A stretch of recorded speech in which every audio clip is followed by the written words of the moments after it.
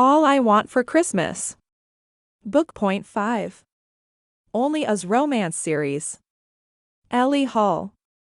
Copyright 2018 by Ellie Hall. All rights reserved. Chapter 1, Clara. A woman with a pointy face and wearing a paisley scarf gave Clara a long, appraising look as she pressed through the bustling flow of people on the sidewalk. A man in a puffer coat did a double-take while she waited on the corner for the walk signal. A little girl tugged on her mom's sleeve and then pointed. When Clara met her eyes, the little girl giggled. Clara winked. The bells on the door to the Grind coffee shop jingled as she entered. Clara rubbed her hands together to warm up. Her best friend, Penny, nodded apologetically at a guy with eyeglasses chatting with her over the screen of his laptop and excused herself. Penny's mouth fell open when she saw her friend's outfit as she wound through the last-minute holiday shoppers loading up on caffeine. Clara Covington, what are you wearing? Do you mean Bubbles Sugarplum? Penny inclined her head. That's my elf name. Let's see. Yours is Flirty McSprinkles. Who was that you were talking to? Clara eyed the guy in glasses meaningfully. Penny waved her hand dismissively. He just got his law degree and is lonely. Too young. Not interested. Not my type. At their last coffee date, Penny had made it clear she was focusing on her career and not men. Clara felt the same, but her career really wasn't taking off just yet. How do you know he's lonely? Clara nudged her shoulder against Penny's. He's working on Christmas Eve. So am I. Well, volunteering, but still. Clara smoothed her hand along one of her long, brown braids. Does that explain the elf costume? I have to be at Angel Ears at 1. Clara smiled because working with the dogs at the shelter was one of the few things that made her feel the holly, jolly joy of the season. The pair waited in the long line, chatting and singing along to the Christmas carols, trying to remember the words. Clara no longer let her laughter and grin make her feel bad, despite the fact that so many people hurried and scowled. Not everyone celebrated Christmas, and some people were lonely, sad, or grieving, pain she knew all too well, but she liked to think the people she'd lost would want her to be happy, at least she hoped so. I love this one, Penny said, turning her ear toward the speaker in the loud coffee shop. Have you heard Ellie Ryder's version of All I Want for Christmas Is You yet? It's a definite instant classic. Clara listened. He has a really good voice. He crooned and the words were a masterpiece in his mouth. In her imagination, she envisioned a handsome man seated at a piano while she leaned beside it, both of them singing along with their guests. A fire blazed in the hearth and the house smelled of delicious food. She was such a romantic, even though there wasn't anyone special in her life. Yeah, well, it seems like he's lost the lyrics, Penny said. Clara's brow rippled into furrows. What do you mean? He's a great musician, but have you heard about him lately? The typical good boy went bad story. She clicked on her phone and scrolled to a few social media stories about him trashing a hotel room, walking out on a concert, and the allegations that he tried to block the broadcast of his Christmas hit. That's too bad. I wonder what made him so upset. Especially at this time of year, she wanted to help people, especially when they were struggling. Clara, you always see the best in people and want to fix things. He's a rock star. I'm sure the Christmas song was just his manager trying to get him back in the good graces of his fans, and the rest is a publicity stunt. She shrugged as the line moved forward. Penny's words hit a tender spot. They both knew why she wanted to help people, especially before it was too late.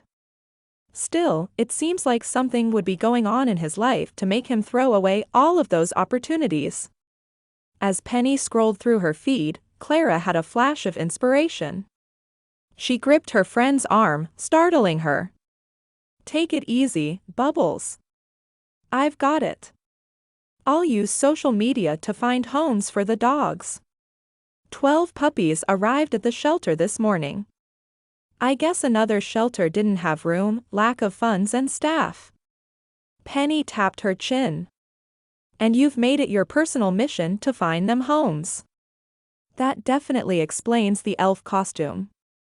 But if I have to bail you out of jail for trying to sneak through people's chimneys to deliver? Clara laughed. I'll post pictures and videos. I'll try to have everyone I know share the post. Surely, someone wants a dog for Christmas. A man in line in front of them hollered for the couple ahead of him to hurry up. The teen girl, wearing a hat with a pom-pom, glared at him and then ordered. I would like a peppermint stick latte with almond milk, a splash of vanilla, whipped cream, and chocolate shavings on top. The man tossed up his hands and stormed out. Sounds like he's going to get coal in his stocking, Clara muttered. They placed their orders and waited off to the side. I can't believe I didn't tell you. Emma is staying with me. She arrived last night. Penny wrung her hands. Well, now you can bake together, Clara said, trying to look on the sunny side. I just can't believe what happened. I feel so bad. Also, she needs a job. Penny filled Clara in on the latest from the breakup saga. She'd love the shelter, but they're only taking volunteers right now. I don't think she'd like the dentist's office. Clara recalled when they were teens and Emma had to get braces. It was a nightmare. Then again, she wasn't a fan either, but working there meant a steady paycheck. Probably not the nursing home either. The subject hit close to home for all three friends who grew up together, Penny, her sister, and Clara. I wonder if they're hiring here. When Clara got her cocoa, she asked the barista. He shook his head. Sorry, not at the moment. I can see if they have any open positions at the gym, but I think I got the last spot they needed to fill. Thanks. She'll appreciate it. Right now she's probably polishing off a carton of ice cream, watching Hallmark movies, and bawling her eyes out. It's been months, Anne. And he was a toad. Clara pictured Emma's ex with a green, scaly face and wrinkled her nose. We should try to cheer her up. She needs to get out, but will you come over tomorrow? Penny asked. Clara nodded and pulled out her phone and sent a quick text to the manager of the gym where she worked part-time.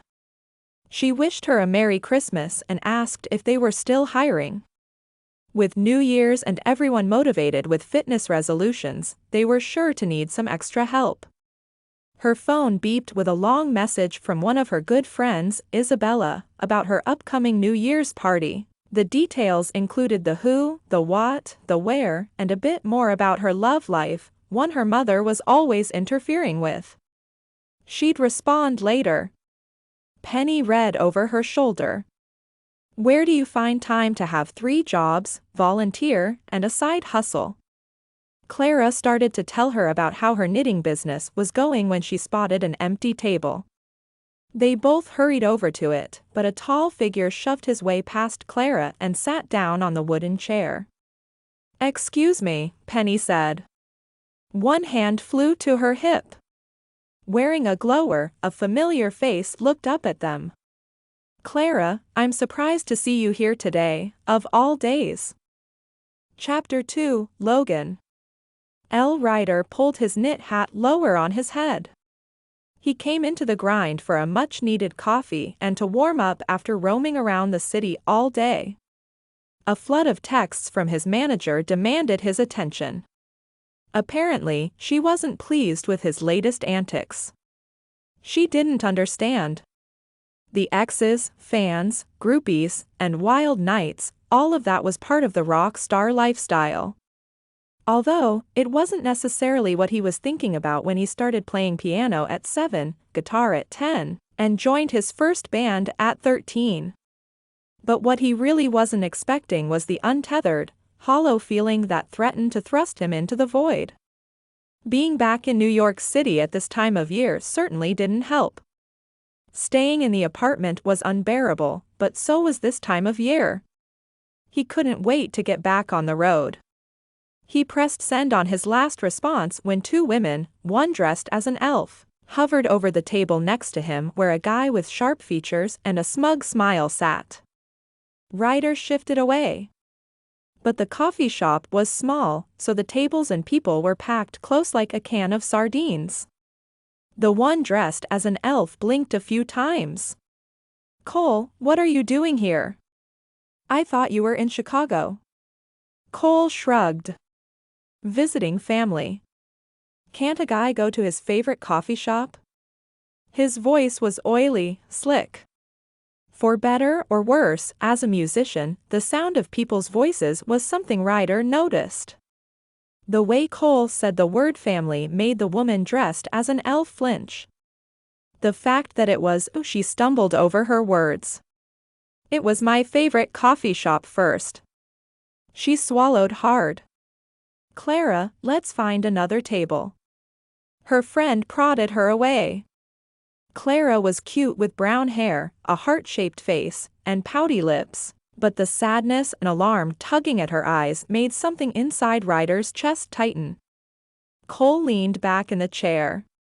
"No, why don't you join me? We can catch up. How are things?" His tone suggested menace, as if he'd like to hear how difficult this day was for Clara, despite her costume. Ryder knew the difficulties of the holidays all too well. It was as if this dude wanted to poke at a wound and the tightness in Ryder's chest turned rock hard. Clara shook her head as a tall woman joined Cole at the table. She wore bright pink lipstick and her perfume overpowered the rich scent of coffee in the air. She glanced at Ryder and smiled. He turned away. He didn't come in here to witness a soap opera. He had enough problems of his own, particularly the song he couldn't seem to avoid. Throwing his phone across the room didn't seem like a terrible idea. Or hopping on a plane and escaping this mess inside. "Cole, are these your friends?" the woman asked, batting her eyelashes at him. "This is Clara. I've told you about her." The woman looked at Clara as if she was a monster who'd kick a puppy. However, everything about Clara was petite. If he was in a better mood or wanted anything to do with Christmas, he'd think she was adorable and ask for her number, but he was feeling grouchy and mean. Out of the corner of his eye, Clara straightened to stand a little taller, not easy at barely over 5 feet. "No, we're not friends." "Not at all." "Come on, Penny." She stomped away toward a vacant table on the other side of Ryder. Great, he was literally stuck in the middle. Penny sat across from her. "He's such a jerk." "I know. Why was I ever mixed up with him?" "Wait. Don't answer." "He was my brother's best friend, and I had a crush on him forever. Look where that got me." Ryder was thankful she was silent after that comment. He did not need to be listening to this drama, but he didn't want to get in line until he and his manager were done with their text battle. Thanks to his grandmother, he couldn't help practicing good manners most of the time. If she could, she'd scold him for ordering while texting. "We should warn Pinky Festive Fingers about how nasty Cole is." Penny's tone was snarky when she spoke again. "Who's that?" Clara asked. She warmed her delicate hands around a cup of cocoa filled to the top with marshmallows. Her red nails contrasted with the white mug. It didn't look like she'd taken a sip. On his other side, the woman stroked Cole's arm, and they had a vapid conversation about some club they'd been to. Penny and Clara shook their table and chairs, stifling laughter, likely at Cole's expense. Then Penny told Clara about her baking plans for the rest of the day and made her best friend promise to go to her apartment tomorrow to help her eat what was sure to be a delicious spread of sweets. Ryder's stomach growled. The Jones sisters always eat dessert first. That, I cannot say no to. Clara checked her watch. I should probably leave soon, though. But you haven't touched your cocoa. It's too hot. I'll get it to go. Clara's voice was sweet, but not fake. Cheerful, but underscored with a kind of sadness he recognized. He found himself wanting to listen to her talk. Curious about why she wore the ridiculous elf costume and whether she preferred chocolate chip cookies or gingerbread suddenly consumed him. Then his phone's beeping knocked him back to reality. It'll keep me warm on my walk to the shelter. They hugged goodbye, and Clara made Penny promise to share her puppy posts with everyone she knew. They lingered, as friends do, continuing to chat about dogs for another moment. Cole started talking loudly and rudely, directly veiled insults at the two women. Sandwiched between the two tables, Ryder had enough. He had his own problems. With a glower, Ryder pushed the chair out roughly and stomped off to the bathroom. He waited in the hallway outside the bathroom door, reading flyers tacked to the wall for Christmas events until the restroom was available. After washing his hands, he regretted glancing in the mirror. Shadows under his eyes revealed fatigue and a kind of emptiness that startled him, but he knew nothing about the holiday would fill him up. He didn't look like the British heartthrob that usually had people begging for photos and autographs. He hadn't shaved in days, and the hat and scarf provided a bit of a disguise. For once, he didn't want to be recognized. Then again, he hardly recognized himself. He splashed water on his face and couldn't quite take the deep breath he so desperately needed. From the other side of the door, he heard Cole's oily voice. You're just so jolly with your elf costume, you don't even care anymore, do you? Of course I do. I feel terrible. He heard Clara's voice through the door. Ryder turned off the faucet. You should. But Cole, you don't understand. He wouldn't want us to suffer too. He'd want us to move on. Her tone was a mixture of certainty and pleading. Just like that. So easily forgotten, Cole said. Ryder heard Clara squeak. Get your hands off me, she said. Ryder threw the door open. Cole clamped her arm. She tried to shift away, but he only gripped it more firmly, more aggressively. You know nothing. Excuse me, is there a problem here? Ryder asked. He couldn't just stand by or walk away. Clara's wide eyes landed on him. He didn't allow himself to linger in those brown pools. Cole turned to face off with Ryder. Dark circles lined the space under his eyes as well, but he was thinner than the broad-shouldered musician was. It was as if the cold winter weather already beat Cole up. I do have a problem, actually. It's when arrogant guys like you, with your fancy accent, interrupt a conversation I was having. Looked like more than conversation, mate. Ryder flexed his fists. It's worth noting a conversation is a consensual event between two people. In fact, I think the definition doesn't involve you holding someone forcibly. I know what a conversation is, and I wasn't. Cole let go of Clara's sleeve. Penny appeared in the doorway next, and Clara slipped past the two guys and toward her friend. What is going on? Penny asked. They continued to bicker. Ryder wasn't looking for a fight, but he wasn't going to make an effort to avoid one either. When a woman asks you to leave her alone, you listen, Ryder said. You don't know Clara. She's... Ryder didn't let him finish but pushed Cole roughly against the wall. Clara stepped forward. There's no need to fight about this. It's Christmas Eve. Ryder's gaze flashed to Clara. If you're Santa's elf, then I'm the Grinch. Sure seems like it, Penny muttered. At the distraction, Cole wrested himself from under Ryder's grip and scurried off, definitely the wimpier of the two. Ryder brushed his hands. Penny's mouth dropped open. He didn't wait for what he knew was coming. In his wake, he heard, "Did you see who that was?" "The Grinch?" Clara asked. A vigilante who stepped in when Cole was getting a little too heated about the past? An overgrown ogre? He sensed they followed him toward the counter of the coffee shop. He just wanted to be left alone. Why no one understood that he didn't know. Then again, he supposed he shouldn't be out in public, but the coffee at the apartment came with too many memories. "I told you he turned into a loose cannon and not a hot rocker." "Well, he is handsome."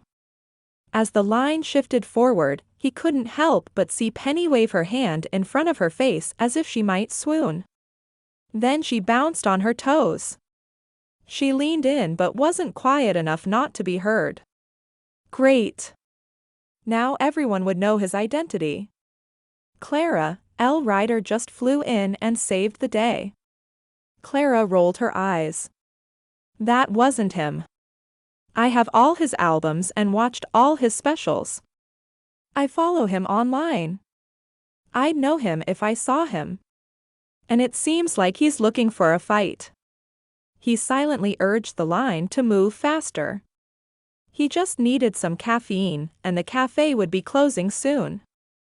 Their voices fell to a whisper, and he tried to ignore them. Someone tapped his shoulder. "Excuse me, can I buy your coffee to thank you?" Clara asked. She opened her wallet. Only 3 bills, ones, were in the billfold. He looked at both of the friends in turn. Penny smiled like a fangirl. Clara nodded encouragingly and the bell on her hat gingled. Her eyes were like milk chocolate. "Bah humbug," he said and started to turn back to the barista. Clara lifted a finger. Technically, that's a line spoken by Ebenezer Scrooge in Charles Dickens's Christmas Carol. "I thought you said you were the Grinch." He fought a smirk. "All the same. Prickly." Clara grabbed a to-go cup for her cocoa. Ryder ordered a coffee and scone, then stepped aside to wait, busying himself with his phone. Penny continued to gaze at him with girlish adoration. He'd leave now, but half the city was closing early for the day and he'd already used the facilities and considered it rude not to patronize the establishment. His grandmother raised him to be a proper English gentleman, even though he felt anything but gentle. "Can I get a photo with you? Or your signature? You can just sign my sleeve." "That would be fine. Do you know I love British accents?" Penny rambled. Clara didn't even look in his direction. He let out an irritable breath. "I didn't know that. But do you know you can't hear me in a photo?" "No, but we can hear you." She pointed vaguely toward the speaker where his song played again. He growled and brushed past her toward the coffee station when the barista passed him his order.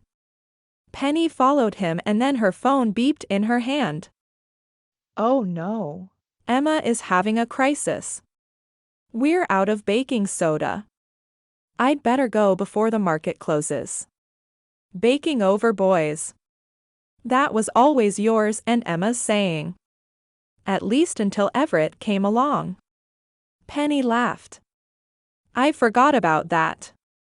Or baking over men, in this instance. She smiled at Ryder, laughed, and hurried off. See you tomorrow.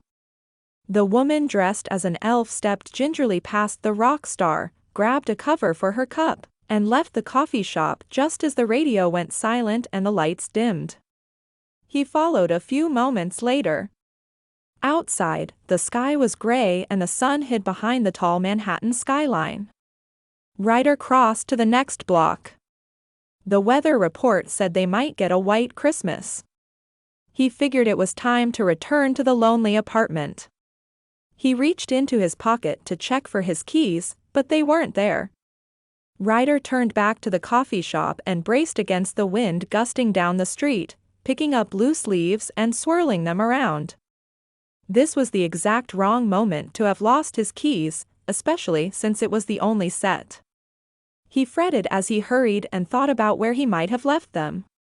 As he retraced his steps mentally, he heard a low jingle and bumped into someone.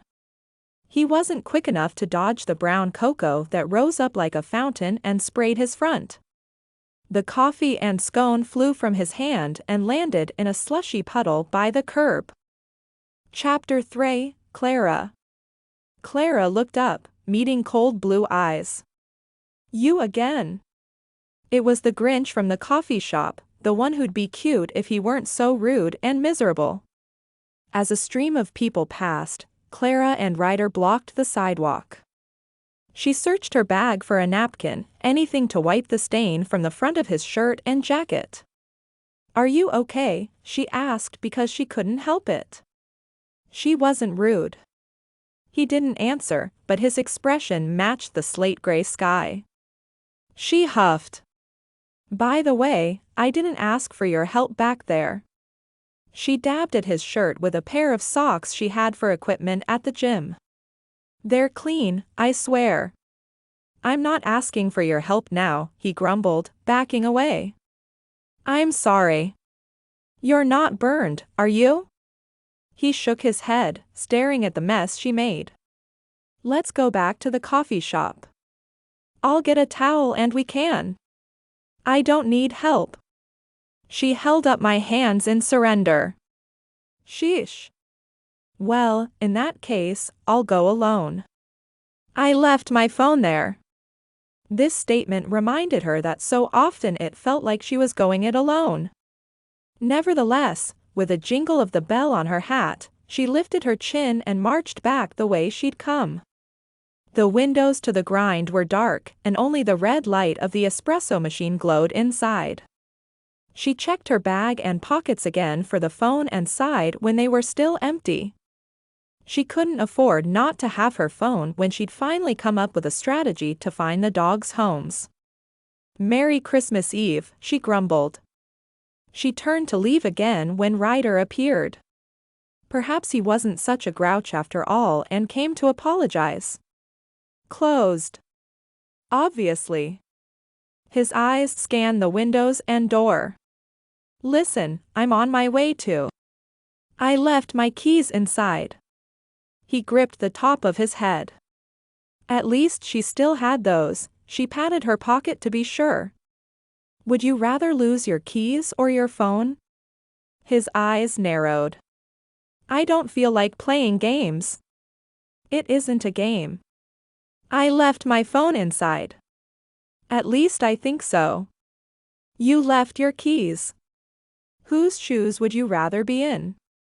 She wasn't sure she could answer. He seemed to consider. "Are you sure you left your phone?" He peered through the window. "No, but likely." "Actually, would you mind calling it?" She prayed it wasn't buried in a snowbank somewhere. He took out his phone in a sleek case and jutted his chin, ready for her number. She smirked because Penny would freak out if she knew Clara was giving Ellie Ryder her phone number. Technically, he didn't ask, but still. The faint sound of his holiday hit song chimed from inside. The screen lit up on the counter by the coffee station. Clara stepped back from the window and read the sign on the door. "Closed until the day after Christmas." "Great. We could break in." His eyes flashed. "For some reason, I don't think you're joking." She recalled the string of misdeeds Penny showed her online. "I never joke." "You should try it." And because she had the sudden urge to ungrinchify him, she asked, "What do you call an elf that sings?" His face was unyielding like stone, chiseled from a Greek or Italian statue with a strong jawline, full lips, a perfect nose, and a broad brow over a pair of startling eyes. She gave her head a little shake because those were details she didn't want to notice. She had to stay focused on work, the puppies, and her future. Clara let out an unsteady breath. An elf that sings is a rapper. Get it? She chuckled. He didn't even smile. Is that what you are? Why you're dressed like that? The corner of her mouth lifted. No, I'm helping Santa find homes for 12 puppies. Come on. You can help me. He started to protest. You don't have your keys. I don't have my phone. You're covered in cocoa, and I can't get a refill because the grind is closed. It's Christmas Eve. Let me do something nice for you. And that would be. You have to come with me to find out. She didn't mean it to, but her voice sounded like a dare, a challenge. Are we going to the North Pole? She grinned. I thought you said you didn't joke around. She tapped him on the arm and then, as though touching something hot, pulled it away. He grunted a laugh. There it is. That's the Christmas spirit. Her nose was cold and pink by the time they reached Angel Ear's animal shelter. Almost everyone who worked there begged the holiday off. Simon covered the morning shift, but he'd already celebrated Hanukkah, so he didn't mind. Clara couldn't imagine leaving the dogs alone today, so she volunteered, even though it was typically a paid position. She tuned the radio. The dogs loved Christmas carols. Sure enough, Ellie Ryder's song came on. Seriously, again, he asked with his gaze lifted toward the ceiling. It's a good song. I'd be happy if I never heard it again. He shifted irritably or uncomfortably. Clara wasn't sure. Then, as she turned on the lights in the back, the music went silent. He must really not like that song. She gathered some toys and got ready to let out the dogs to play. Release the hounds, she called with a flourish as she unlatched their enclosures. While 3 of them circled and sniffed each other, Clara selected a sweatshirt printed with the Angel Ears logo from the shelf printed. She held it up in front of Ryder. Before I forget. My Christmas gift to you. Sorry about your shirt and jacket. He turned the hoodie around and gaped at the neon green fabric, then wrinkled his nose. It's perfect. It's Grinchy. Clara cracked a smile. Or elfy. Depending on your mood. What's this for? Well, since you can't get into your house or hotel or whatever, I figured you'd want to clean up. She gestured to the brown stain across his front. I think I'll take my chances with the chocolate. He passed the sweatshirt back to Clara. Her mouth fell open. You can't reject a Christmas gift. He huffed. She wondered what she could do to crack his frosty exterior. No one should be that grouchy on Christmas. She gave Lavender, one of the dogs, a good pat while Frank, a brownish-orange mutt, sat patiently in front of Ryder. Maybe the dogs could access his mushy middle. Thanks, but it's not exactly. Ryder yawned and stretched his arms over his head, revealing a sliver of abs that was anything but soft. My style, he finished. Her cheeks flushed, and she turned to Frank. He wants you to scratch behind his ears. She showed him how. If you do, you'll have a new best friend.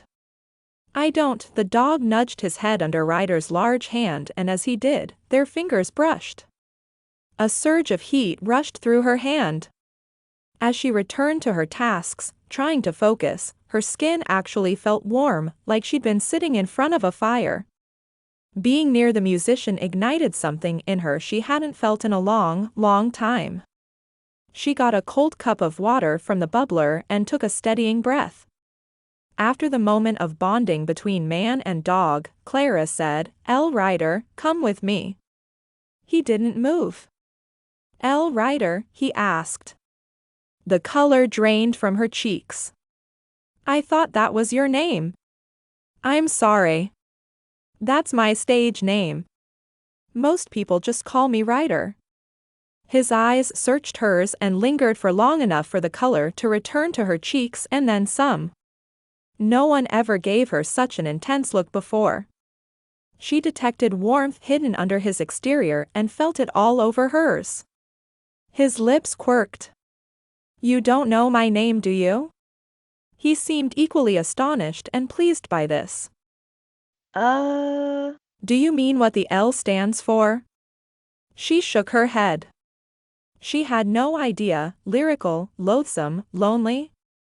Surprise rippled across his features but quickly disappeared into the stony mask he wore.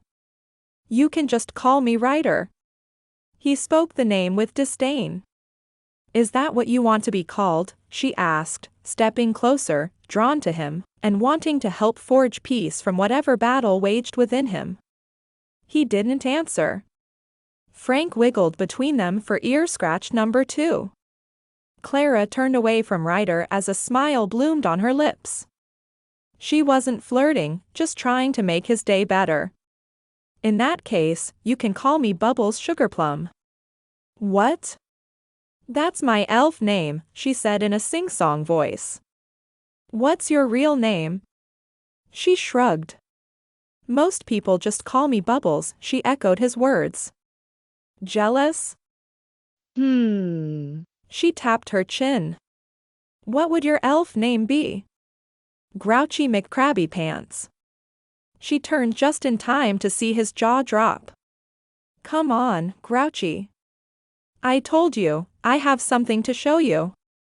They crossed the room toward the back and she doled out treats to all the dogs on the way, naming each one, giving them a scratch under the chin, behind the ears, or by the rump. Without realizing it, she started humming All I Want for Christmas. "Please don't sing that." His voice was smooth, deep, and deliciously accented. She wanted to hear him talk, sing, but she shook off the desire. "I wasn't singing. Humming whatever. Seriously, I don't want to hear it, sing it, or even remember that it exists." "You really don't like Christmas, do you?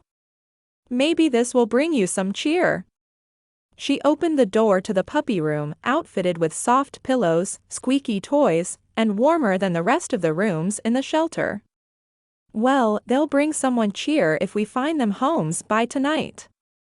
Another 12 are coming in the day after Christmas, meaning these guys need to find their forever homes fast." "Why are they here?" "They're orphans." Except for the playful yips of the 12 dogs, silence pressed against the walls of the room. Even though Ryder was at least over 12 inches taller than she was, he seemed to shrink. She cleared her throat, unsure if she'd said something wrong. "Each year we get an influx of puppies right before Christmas and then right after. People think dogs make the perfect Christmas gift, then often find it's too much trouble and responsibility weeks later." Clara folded her legs beneath her on the floor and a Labrador mix rocketed toward her and into her lap. "This is a comet." She let him lick her cheek and laughed. "These guys came from another shelter that's already full." Ryder remained by the door. Grouchy McCrabbypants meet Dolly, Nick, Claus, Rudolph, Mary, Mittens, Snowy, Cookie, Doggle, Puff. "You already met Comet," she said as the dog with huge puppy paws pushed her onto her back. She giggled. Ryder took a few steps forward, but that might have been because the other dogs swarmed him. "That was only 11, I thought you said there were 12. Realizing one went missing, Clara scrambled onto all fours and looked behind the dog beds. "Dottie, where are you?" she called softly. "Do you mind helping me look for a little white dog with brown spots? She's part Bichon Frise. You know, the kind with short white fur. They look like teddy bears." At their level, the dogs grouped around Clara, eager to play and unaware she was starting to panic. She couldn't have lost the smallest and most timid of the puppies already. When she looked up, the small, white dog pawed at Ryder's boat. When he didn't respond, the little fur ball nipped at his laces. "You found Dottie." The puppy continued to try to get his attention. I've never seen her act like this. Usually, she hangs back. Go ahead, she's small, but you can hold her. His hands were so big he could practically fit her in one. Ryder exhaled but still didn't move. Clara scooped Dottie up, holding her close to her heart. Maybe he really was a Grinch. Who could not fall head over heels with such an adorable little fluff? Doggle, part Pomeranian, jumped at his legs. I think he likes you too. Ryder still didn't move. He was more like a statue than just in looks alone. Don't you like dogs? She put Dottie in his hands while she tended to two who started fighting over a toy. She gave the puppies treats and let them go into the play area with some of the other dogs she knew were friendly with pups. Just then, Comet streaked out, knocked past her, and tackled the Christmas tree. It tipped over slowly and then landed with a thud. Seeming to come out of his stupor, Ryder moved to help Clara stand it back up. A shiny piece of garland hung off the artificial branch. Is that why you don't decorate it? He eyed Comet, who looked both pleased and embarrassed. No, we're understaffed, underfunded. We hang ornaments with each donation to recognize the angel. So far, no one brought any. Times are tight, I guess. Last year I made paper snowflakes too, but this year I was too busy. Do you have another job? Clara had 3 and started to tell him about them, but noticed Dottie was no longer in his arms. Chapter 4, Logan. Ryder couldn't help but notice Clara stood under a bunch of mistletoe wrapped in red ribbon. Comet walked over and licked her hand. It's okay, boy. I know it was an accident. He just gets too excited. She patted his head. Mistletoe puppy kisses. Logan tried to laugh, but it was a rusty, unfamiliar sound. She smiled, but then just as quickly it fell. We have to find Dottie. His eyebrows creased. What? He asked.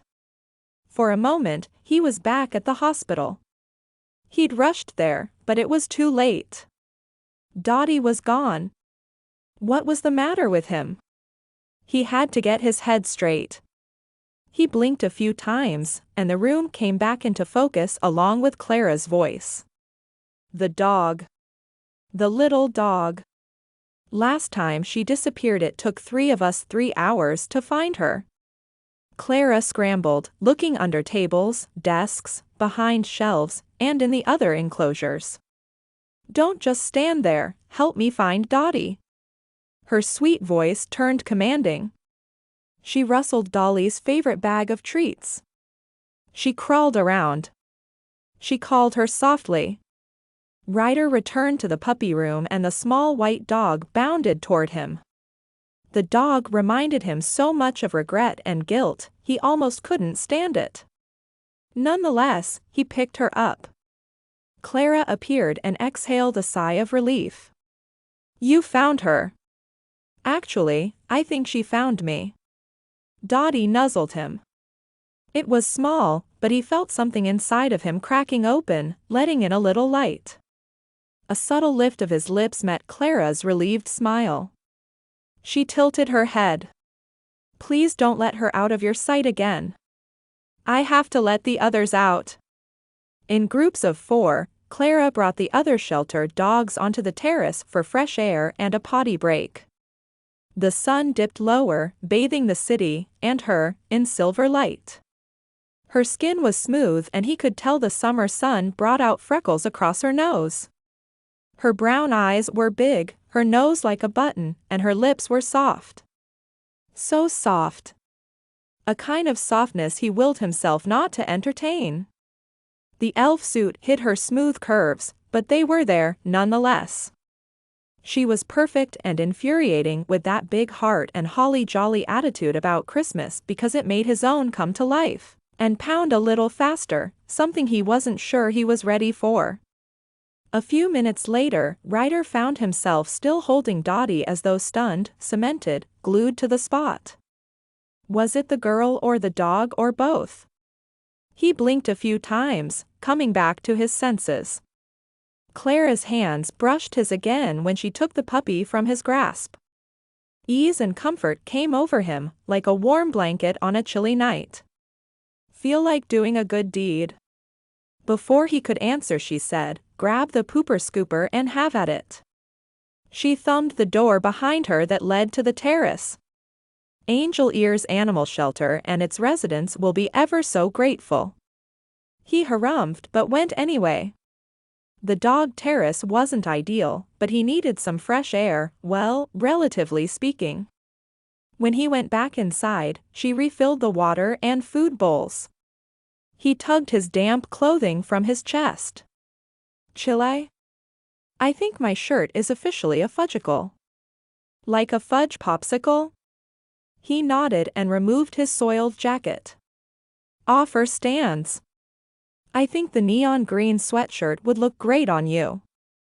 Her eyes twinkled. He grabbed it from her, smirked, turned around, and pulled his shirt over his head. A whoosh of cold air pebbled his skin and he couldn't ignore Clara peek at him and then glance away. To maintain his energy and stamina for the stage, he worked out most days. His friends back home joked about his strong muscles, but when they played rugby, they wanted him on their team. She turned the music back up. Santa Claus is Coming to Town played through the speakers.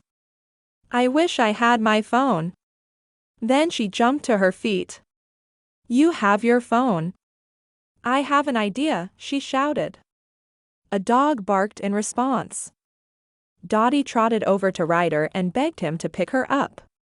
Clara bent over and gave him the small dog. She licked his cheek before finding a comfortable position. Clara beamed. She likes a guy with whiskers. She wiggled her fingers in the scruff of his jawline and laughed. Her fingers melted the tension there. Ryder found himself wanting her touch to linger, to hear her laugh more. He exhaled because he didn't have time for desire or attachments. He was leaving on a global tour and hearts were too fragile a thing to leave behind. He knew firsthand. It was easier not to get involved. I was going to record videos of the puppies playing and share them online, inviting people to visit the shelter to adopt. You know, last-minute shopping.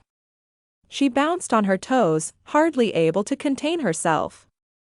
Their eyes met for a fleeting moment before she turned her focus to the puppy in his arms and lowered onto flat feet. Of course, I have to screen them, their homes, make sure it's the right fit. How late is your shift? She shrugged. As long as it takes. You really care about these dogs? He'd never met someone so committed to being good. No, that wasn't true, but lately, the people surrounding him had one thing on their mind: have fame. How could you not care about them? She asked, taking Comet's muzzle in her hands as he tried to lick her again. So that was my original idea. But since I don't have my phone, you can post for me. He did a quick shake of his head. May? No way. I'd better get going anyway. He glanced at the clock as Dottie snoozed peacefully in his arms. He had the urge to flee, to get out of there. He'd already scooped the poop. That was probably enough of a good deed for the day. Although, he probably wouldn't mention it to his manager. But you're locked out and alone. That last word hollowed him out, reminded him of what this day forced him to remember in all its tinsel and evergreen-filled glory. Nonetheless, the truth of this hung in the air between them. He felt the density of it in his bones. Clara's chin lifted as if she chose to see the proverbial mug of hot cocoa as half full. But there was something lonely about her expression too. He wasn't the only one alone on this holiday. She had the dogs, but it didn't seem like she was rushing off to spend time with her family. Her sweet, but demanding, voice came back to him. You haven't checked your phone once since we've been together. You made no mention of a Christmas party or gathering. It's by choice. She met his gaze, and he was sure she saw the lie in his blue eyes. No one should be alone on Christmas Eve. Not people. Not dogs. What about you? He asked. I have these guys. She gave the few by her side each a good pat. Come on. We have to do a few more things and then we'll come back before Dottie even realizes she misses you. Dottie, he asked, confused. The dog. The one who adores you. Who did you think I meant? He hung his head because for a moment he was back in that cold hospital room where the file at the foot of the empty bed read Dottie Ryder. He missed her more than he could bear. Clara returned the dogs to their enclosures. Don't worry guys, I'll be back soon. After dimming the lights, she locked up. Snowflakes began to fall. They were so few he could count them before they melted into her brown hair and her outstretched palm. She gazed around in wonder. She started to walk along the street, lit with window displays and lights, the lampposts festooned with holiday garlands, and that magic in the air his grandmother loved so much. When he didn't follow, she called, I'm going to bake cookies. Maybe something sweet would melt the lump of coal in your heart. He didn't move, not even when she turned the corner. The snow dotted the shoulders and arms of the bright green sweatshirt. He suddenly felt frozen there, caught between the past and the future. What was and what could be? It was this thought and the vision of Clara giving him the green sweatshirt that acted like a traffic light, giving him the reminder to go and shaking him from his stupor. He followed the small footprints she'd left behind. When he caught sight of her elf hat bobbing ahead, he shouted, You think you know what I need? He wasn't even sure, and that's what made him the angriest. Maybe in her infinite elf wisdom, she actually could help, but he wasn't sure if he was ready. Cookies? Sweetness? If she said anything else, he couldn't hear her as a truck passed. He strode toward her. You have no idea. All I want for Christmas is to be left alone. But his tone lacked the usual grit and fight. She wiped her eyes, lifted onto her toes, and raised her chin. Fine. Be alone. But answer this. Why did you come back to tell me that? He stewed as the snow continued to fall, harder now and forming a thin layer on the sidewalk between them. He crossed his arms in front of his chest because he wasn't sure, or he didn't know if he had the inner strength to climb out of the hole of grief and loss. At last, his lips quirked because she looked ridiculously adorable in her costume. Because I like cookies and I'm hungry. I never got to drink my coffee and my scone went flying into the road. If I hadn't run into you and your loser boyfriend, but it went back farther than that even though he didn't want to admit it. The grief went back months. She held his gaze like a staring contest, like a dare to make the first move back toward the surface above the pit of loss and pain. Ex-boyfriend, thank you very much. And I left my keys there and, he interrupted himself and his voice lost its power as he gazed into her eyes. His hand drifted to her cheek where a single tear trailed toward her hairline. Are you crying? It could have been the cold, but his chest constricted at the sight of her sadness. She jerked away. His hand gripped his forehead. Panic swept through him. I'm sorry. I didn't mean to. Ellie Ryder. You, of all people, did not make me cry. Her voice was strong, true. Then who did? Chapter 5, Clara. Ryder raced after Clara on the sidewalk. I'm sorry if it was something I said or his eyes flashed dangerously. Don't tell me it was the loser boyfriend? You can't let a guy like him. She corrected him again. And no. Not everything revolves around you and losers like him. At least you had that part right. She pulled out her keys, unlocked the main door to her building, and stomped up the stairs to the 4th floor. She took off her wet shoes in the hall and left the door open an inch when she heard Ryder's heavy footsteps following. Without her phone, she kind of needed him. Warmth flooded her that had nothing to do with the clanking radiator or his cell phone. Was it his broad shoulders, strong arms, and jeans that hung just so? The glimpse of the rippling muscles in his back when he changed out of his stained shirt and into the green hoodie? She shook herself out of the fleeting fantasy. It couldn't be his voice or the softness she glimpsed under his pain. She didn't have time to think about mysterious and miserable rock stars. She had to find homes for the puppies. What she needed was his phone and potentially his social media following, unless she wanted to schlep across town and knock on Penny's door. There wasn't time. She made a mental note to remember to grab a check and pay for the hoodie when she went back to the shelter. She hoped all the ingredients for the cookie recipe were in the kitchen. She couldn't call her brother to pick up some baking soda like Emma did to Penny. Tears pierced her eyes again, just as they had minutes ago. She missed him terribly. She sniffed and squared her shoulders. After washing her hands, she pulled open the cupboard and dug around for the cookie recipe ingredients. She popped a few chocolate chips in her mouth. A hesitant knock, followed by the creaking of the door, and a low, accented voice said, "Your flat is super tiny." Out of the corner of her eye, she saw that Ryder watched her. With contempt?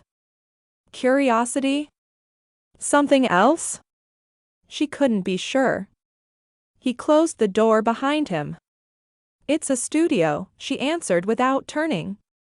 She'd had enough of his hot and cold attitude, but mostly the hot. He was right, the flat was small, but so was she. With him there, it felt extra tiny. She couldn't let herself fall for him with his perfect face and alluring voice. His petulant attitude was not attractive. However, she wanted to warm him up to the Christmas spirit. That and the puppies were her mission. He spread his arms. "I can practically touch one wall and the other. That feature happens to be very useful. Can you please grab me the bowl on top of that shelf?" she asked, pointing to a ceramic bowl that belonged to her mother. She studied the recipe and began to measure. "You can wash your hands and help." Out of the corner of her eye, she saw his gaze float from her to the twinkle lights bordering the ceiling, her brother's favorite painting, and everything else she never bothered to put away because she didn't often have company. "The sink is in the bathroom. Don't mind the mugs. I have to wash them." She looked into the cupboard for a flour sifter, and when she turned, they bumped into each other. They both halted as though not sure what to do or where to go next. Options were limited. Warmth stamped itself where they touched. Clara was keenly aware of her right knee, her hip, elbow, the side of her hand, and the quick pace of her heart. Close quarters. His voice was suddenly low, rough. She swallowed. "Yeah, it's just me here usually so." He backed slowly away and took off his hat to reveal perfectly tousled brown hair. Perhaps one of the perks of being a rock star was perpetually styled hair. She tried not to laugh to herself. She wore the same braids since the night before and didn't even want to know what the rest of her hair looked like under the elf hat. Clara returned to the counter with the flour sifter. "This recipe is from my friend Penny. She was kind of swooning over you at the grind." "Yeah, I'm used to that." "Are you?" She leveled him with her gaze. He may be attractive, but her apartment was too small for a big ego. "Well, for your information, I'm not swooning." She brushed some flour from her hands. His eyes sparkled with amusement. "No, definitely not swooning. In fact, you look rather pale." He lifted his hand to brush some flour from her cheek. She grew instantly warm all over and fought against leaning into his touch. When she found her voice, she said, "Penny and her sister Emma used to say baking over boys. They always wanted to have a bakery together. Maybe they will now." To distract herself, Clara skimmed over Emma's recent breakup as she prepared the recipe and then put the cookies in the oven. "Do you live by that rule too?" he asked. "Absolutely."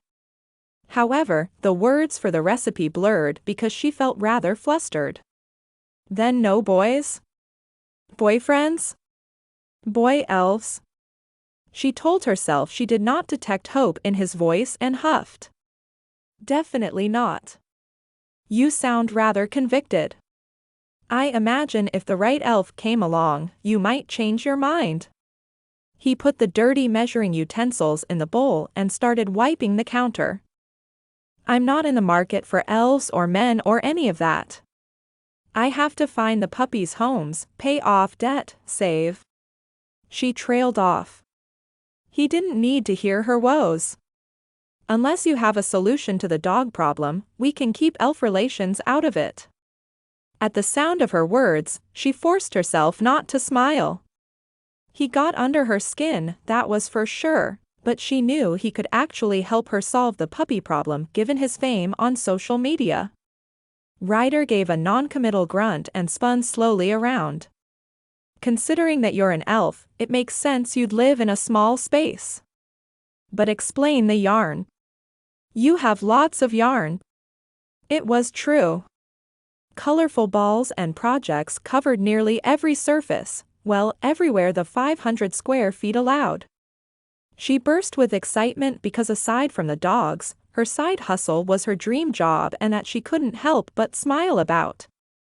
She picked up a stack of scarves, hats, and sweaters in various sizes. "You made those?" he asked, seemingly impressed. "My grandmother used to knit." At the word grandmother, his voice cracked. He coughed a few times. She passed him a glass of water, leaving a thumbprint of flour on the side. "I have a shop online. Also, these." She also passed him an assortment of small knit stockings, like the kind she and her brother would leave hanging from the hearth for Santa to fill. Little tiny stockings. He reached for one. She snatched it away. "They're just little. There's no such thing as little tiny." "Sure there is. Like teeny tiny." He started singing a song about a teeny tiny something or other. She snorted. She'd had plenty of people mock her work. They'd ask who dressed their dogs in knitwear and why since they have fur. However, her customers were loyal and thought her creations were great. It made them and the people who saw dogs wearing hats and scarves smile. "If you must know, the Well-Knit Woof is my online shop. It's my side hustle. My big dream, and it will be successful. Maybe not rock star heights, but enough to support me, some dogs, and a place bigger than this little, tiny studio." He picked up one of the hats. "Wait. These are for dogs?" A sudden smile replaced the permanent scowl on his lips. She couldn't help smile back. It might have been the way it turned his eyes from cold to warm, the way it lit him up, but she saw him differently. The hidden version of Ellie Ryder where, once upon a time, he was happy and playful. "So tell me, Bubbles. Tell me why you're baking cookies, because last I checked dogs don't eat cookies." She sensed him teasing her and her lips fell into a frown. "Do you have something better to do?" When he didn't answer, she said, "Tell me this. Why is Ellie Ryder, the famous musician, alone in New York City on Christmas Eve?" "Why are you dressed like an elf?" he countered. "Why do you act like a grouch?" Her eyes narrowed. "Why are you alone?" She flinched. "Why do you ask so many questions? Is it because you don't want to answer any?" His lips parted and then closed as though he was choosing his next words carefully. "What gives you that idea? Why is Ellie Ryder without his entourage? Why are you all over social media? A wholesome rocker turned into a brooding bad boy? Did they not pay you enough? Why are you so sappy, perky, bubbly? His arms crossed in front of his chest as though he was trying to repel these qualities. She followed suit with the gesture. Why did you stick up for me at the coffee shop? Why? He stopped himself, suddenly frozen again. He swallowed back whatever he was going to ask. Why don't we both just agree not to answer? Okay. Fine. Except for one thing. What's your real name? Her lips pinched together as irritation rose like a wave inside, threatening to turn into anger. What makes you think it isn't Bubbles? No one would name child kid that. No one would name their kid Scrooge, yet here we are. She swept her hands between them. My name is Logan, not Scrooge. Ha!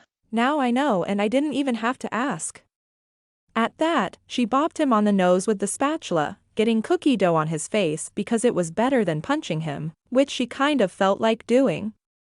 She laughed as his eyes crossed, trying to look at what she'd done. Then his gaze landed on hers, burning with intensity. Without looking away from her, he wiped the dough, studied it, and then popped it in his mouth. Delicious. Her breath caught in her chest as his lips worked, as his gaze smoldered, pouring over her, into her. Another moment passed between them until she found her voice. You're hungry, you said so yourself. There's leftover pizza in the fridge. He turned a fraction, locating the appliance. The little, tiny fridge. She wouldn't give him the pleasure of her laughter. Instead, she took the tray of cookies out of the oven, put the next one in, and set the timer. When she straightened, a sudden spritz of whipped cream landed on her nose and in her hair. She yelped. Hey! Not fair. She leaped toward him, trying to wrestle the can away. His skin was warm against hers. He was tickling her and she couldn't help but giggle. Then she fell silent and swallowed hard when she realized their arms and legs tangled. Her pulse picked up and then galloped as he wiped the cream from her nose and took a lick. Like I said, delicious. His phone beeped, breaking the spell of the moment. Her pulse slowed as he answered the text and she cleaned up. So, no entourage? No family? She didn't answer, desperate to get back on track. It was Christmas Eve and a flirtatious rock star was not going to thwart her mission. Have you ever had a dog? He harumphed as he continued to text. When she turned off the water and passed him the bowl to dry, he put away his phone and sighed. My grandmother had a dog. Her name was Daisy. She was a Bichon Frise, like Dottie. But no spots. My grandmother would always dress her up in jeweled collars and he cleared his throat. Clara paused, collecting her thoughts. She used to walk a dog named Daisy and then not too long ago that same dog was surrendered to the shelter. Her chest tightened, yet she managed to say, I bet she was special. She sure was. Do you miss her? He didn't answer. But his downcast expression said it all. Chapter 6, Logan. Logan didn't answer Clara's question because the truth hurt too much. With his celebrity and travel lifestyle, it was unrealistic to keep the dog after his grandmother's passing, but with his wealth, he could have provided for her care and likely a few other dogs too. The shame of this ate him up. He'd had someone on his team leave Dottie at the shelter. His chest knotted at the thought of what was sure to be a sad little face as the dog's life changed forever. So many dogs ended up homeless because people couldn't cover the logistics for their care, but that was even more reason why he should help Clara. He slid past her from the kitchen space and into the living area. He jiggled the bell on her hat as she unbraided her hair. It was brown and silky smooth. The urge to run his fingers through it was overwhelming. He couldn't tear his eyes from her but fought against the desire welling inside because it just couldn't be. He was going on tour soon. He'd be gone for months. Why was he suddenly disappointed, wondering why they didn't select the date after the New Year instead of after Christmas? Because he'd insisted. Because he wanted to get out of the city as soon as possible. Her hands laced through her long strands. Everything about her was small except her personality, her heart. He found himself drawn to her, how adorable and beautiful and... Hey, you're elf-sized. Little, tiny. He meant for it to be a compliment. She lifted her chin and gazed up at him. And you're abominable snowman-sized. Are you saying I'm like a yeti? He tried not to chuckle. A yeti who hasn't eaten anything for days, in the dead of winter, with no sign of the sun, or warmth or... He stepped closer. Maybe you should feed me. Those cookies sure are looking good. They're $1 each. His eyebrows lifted. You never answered, why are you baking cookies? He settled on her spinning desk chair sans desk, probably because there wasn't room for one. There was hardly room for him, at least not in the apartment. I thought we agreed we were done with questions. But I still don't know your real name. He leaned over, pulled a magazine out from under a stack of books, and read the address.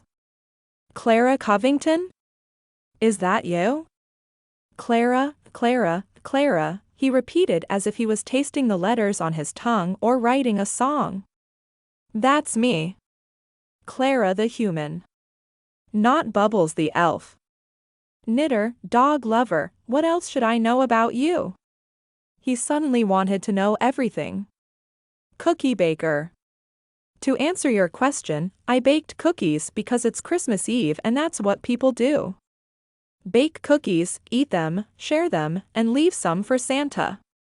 He flashed a look of incredulity. She rolled her eyes. He imagined she still left one out for the old man in the red suit just in case. It's for a fundraiser at the shelter. I'm going to share on social media that we're looking for homes for the dogs. Anyone can come down and meet the puppies. I'll have refreshments and cookies for sale. Those'll be to help the shelter. They need every penny they can get for supplies, medicine, and that sort of thing. I could donate $20 or spend it on baking supplies and make $50. How enterprising of you. He contemplated this. Do you plan to do it all by yourself? It's not like some big-name musician offered to donate time and money to little, tiny causes like ours. Are you saying I'm not generous? Altruistic? He leaned forward. That remains to be seen. I don't really know what kind of person Logan Ryder is, but I certainly didn't expect to have him in my house on Christmas Eve. You mean your little, tiny apartment. He spun in the chair. I won't argue with that. She looked around as though wishing for more space. A desk and regular furniture. Maybe even a workspace. His mind filled with a vision of an apartment of their own. She'd have a yarn studio, and he'd have a music studio. He certainly could afford an apartment, even an entire building. Clara's voice pulled him from the fantasy. If I don't start making more money, like the dogs, I'm going to have to look for someone to adopt me. She fussed with a few dog sweaters, straightening them out. She stashed them, some of the stockings, and other items in her bag as though embarrassed for admitting it aloud. They were both quiet a moment as the sugary, chocolate scent of baking cookies filled the silence. She breathed deep. Smells delicious. Smells like Christmas. Reminds me of my grandmother. Logan rested his elbows on his knees and hung his head. He exposed a rash of sadness in place of the grouchy, irritable, angry front he showed the world. Dottie, she asked softly. How did you know? His grandmother's poof of white hair matched the dog's. His jaw trembled. Elf intuition. She's a really cute puppy. She is, he agreed. She needs a good home. She doesn't want a guy like me, someone who forgets his keys in a coffee shop. Who hates Christmas carols, who? But if you hadn't done that, you wouldn't have met her. No, I suppose not. He wasn't sure if they were talking about the puppy or her. Still seated, she stepped closer. His legs framed hers. They were mere inches apart. He smelled the sugar and chocolate, vanilla, and something that was uniquely her. He breathed it in. Their eyes met. He tilted his head. The question that neither one of them would ask pulsed between them. He planted his hands on her hips to pull her even closer. His lips brushed hers and every ounce of heartache exploded, dissolving into fragments too small for him to feel. Her mouth was just as hungry as his was. She filled the ache within him as the kiss deepened. Yet, his appetite for her increased. He wanted more. More of her soft warmth against him. More of her laughter. More of her lips. Her hands gripped his jaw as if in answer to his desire. They kissed more. His heart thundered as they continued and his hand traveled along her back. The cookie timer dinged. They pulled apart. Clara pointed to the spinning chair. She seemed wobbly, punch-drunk. Her cheeks were pink and her lips swollen. She giggled as though to diffuse the tension of the moment and pointed to the chair where he still sat. Sometimes I don't even bother standing up. I just roll from place to place, but I have to be careful not to get tangled up in the yarn. Whatever hardness remained inside of him softened when he pictured her rolling along the patch of the hardwood floor. Then it softened even more when he envisioned her rolling into his arms. As the batches cooled, she put them into baggies. Here, you can tie ribbons on the baggies. I don't do ribbon. Maybe Logan doesn't, but what about Grouchy McCrabby Pants? He's an elf. He grunted. Why ribbon instead of yarn? It's more festive. But whether you're Logan or Grouchy, you do ribbon today. You owe it to Daisy. While they bagged and curled, getting the cookies ready, she devised a plan of attack, outlining the details for when they returned to the shelter. Maybe Simon can come back if we get a flurry of people stopping in. She trailed off. He couldn't help but feel she was leaving something out. You look sad, he observed, meaning to sound inviting if she wanted to talk about it. I was thinking. About. Wait. No questions. Let me guess. You were thinking about how I haven't eaten dinner. No, but I bet you're thinking about that. Cookies might be a suitable diet for an elf, but one slice of leftover pizza won't cut it for me. Logan patted his taut belly. She smiled and her cheeks turned rosy. It was the kind of smile he'd like to see every morning when he woke up and dream about every night. His eyes lit up. Hey, I've never seen that before. What? She glanced down at the counter and then looked around the room. You smiled.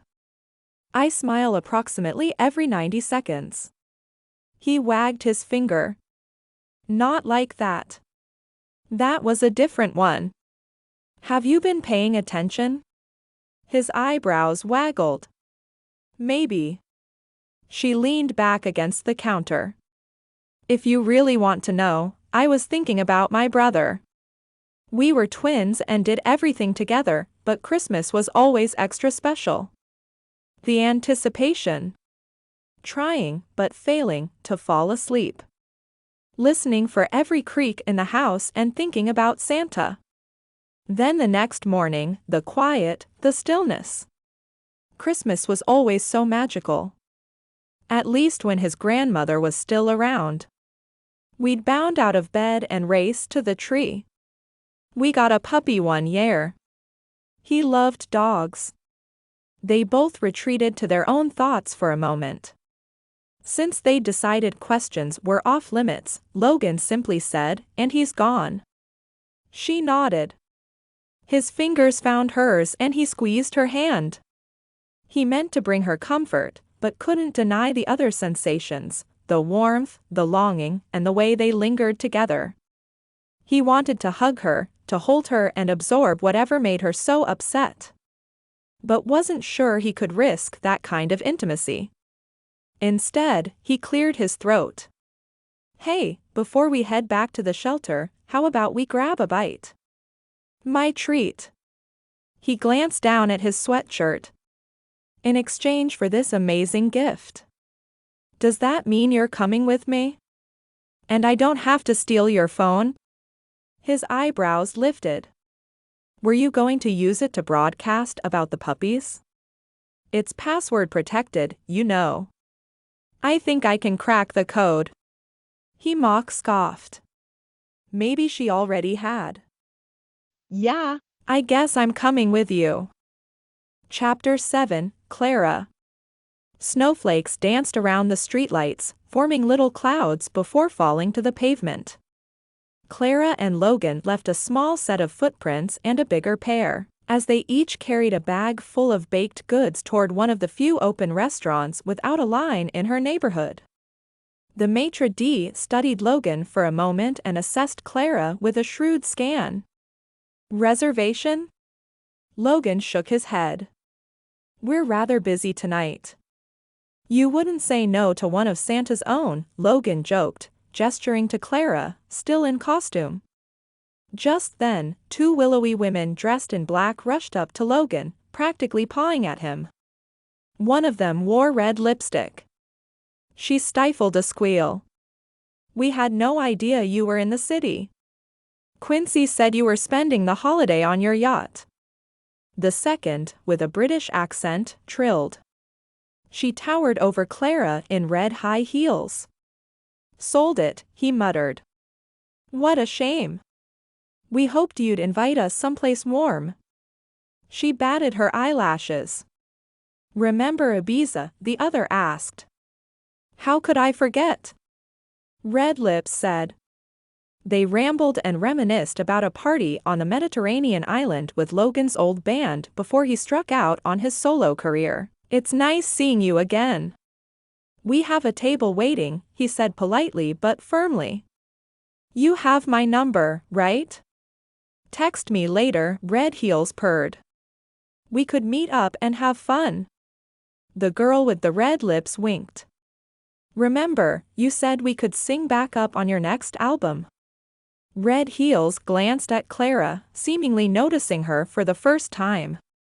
She squinted for a moment, possibly wondering why Ellie Ryder was out with a woman dressed as an elf, and then followed her friend out the door. Clara made a face at their backs and rolled her eyes. Logan chuckled. The maitre d' sniffed, grabbed two menus, and paraded through the dining room, bringing them to a table for two right in the middle. Clara's hat jingled as she adjusted her chair. "I was thinking pizza." Not fancy." Her funds were tight and she couldn't afford a meal there if she wanted to make rent. Logan shrugged. "Come on, live a little. Plus you had pizza in the fridge, meaning you must have eaten it recently." A plate with a precious coin of something yellow and topped with a green sprig passed in a server's hand. Clara glanced at the prices on the menu. One dinner item alone could feed at least 3 dogs for a week. "Logan." The server approached with a courteous bow. "Sir, miss, may I bring you beverages?" "Water." "We'll just have water," Clara blurted. The server left, looking as perplexed as Logan. "This place has some of the best wine or you could get." "It's too expensive." "I told you, my treat. I can't justify a $75 entree when I have 12 dogs who might need to eat tomorrow and the next day." And who knows how long after that if I don't find them forever homes. She left out the part about her own bank account. Logan tilted his head, looking intently at Clara as she spoke. You know, you're adorable. Is that because I'm short? If so, save it. I've heard it all before and it's not endearing. Then she remembered what she was wearing. Or because I'm dressed like an elf? Because you're different from everyone else I know. Because you have a big heart. Because you're passionate about something that matters deeply to you. I knew someone like that once and she was my idol. Sadness flickered across his features, but joy too. Well, I try. Someone has to. The snap of a camera came from nearby. Logan dipped his head behind his hand. Someone has to do it for the dogs, he mumbled. I suppose that's better than doing it for the fame. Still irritated by the encounter with the women, friends, fans, or whatever they were, Clara realized how harsh this sounded as soon as it came out of her mouth. The muscles in Logan's jaw worked. For your information, I'm not a musician because I want to be famous. Just then, a woman appeared at his side. Do you mind signing this for my daughter? She held out a napkin. He startled. Apparently, he wasn't used to being recognized and rippled with discomfort. I'm sorry, we're eating dinner. The server brought their waters. The woman's lips puckered. It doesn't look like it. Plus, it's Christmas. Clara saw how wanting to satisfy his fans, but have a private life tore him in two, even if he was bickering with his dining companion. Ma'am. You're right, it is Christmas and as such, Ryder would enjoy his dinner uninterrupted, but I'm sure he'd make an exception if you said the magic word. A crease formed between her eyebrows. The magic word? Clara nodded. Logan's lips quirked. The woman stumbled over words like open sesame and abracadabra. Clara interrupted. Please. Surely, you know that one. The woman collected herself and then asked politely. Be sure to tell your daughter to check out his feed later. It's going to be epic, Clara said. Logan signed the napkin and the woman strode away. He rested his elbows on the table and leaned in. Thank you. I never know how to deal with it. I've had people interrupt me in the bathroom, you know, while I'm stopping on the street, practically causing accidents in traffic. It's wild, dangerous, crazy. And all I do is sing and play guitar, piano sometimes. He exhaled as though exhausted. Well, if isn't for the fame, why do you do it? Before he could answer, several teens rushed up to the table, squawking all at once about how they were huge fans. Like a deer in headlights, Logan met Clara's eyes and then streaked from the restaurant. She shuffled after him, grabbing the bags of baked goods. Outside, he pounded down the sidewalk, but Clara caught up to him, panting. Where are you going? I can't take it. I just want to be alone. He didn't stop walking.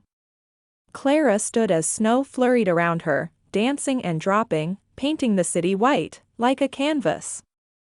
Like the night gave them both an opportunity to begin fresh. Logan, she called, catching up to him again. What are you running from? Just leave me alone. He moved to cross the street, but passing traffic barred the way. Unsure what else to say, Clara blurted. No. No?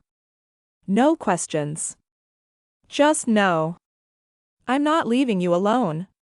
Then you're just like the rest of them. He pulled his hat lower against the squall. No.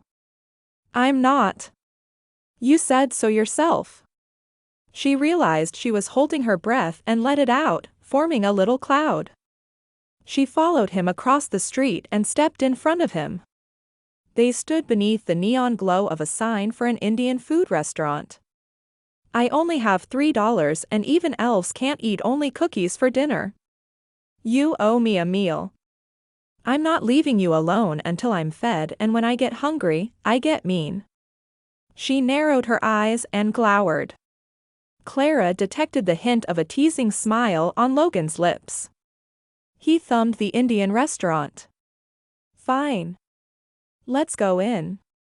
Despite his gruff tone, he held open the door for her. The warm scent of spices enveloped them as they sat down in the low-lit room. They ordered water, but the waiter brought them each a mango lassi. Clara didn't even need to look at the menu. She knew what she was going to order.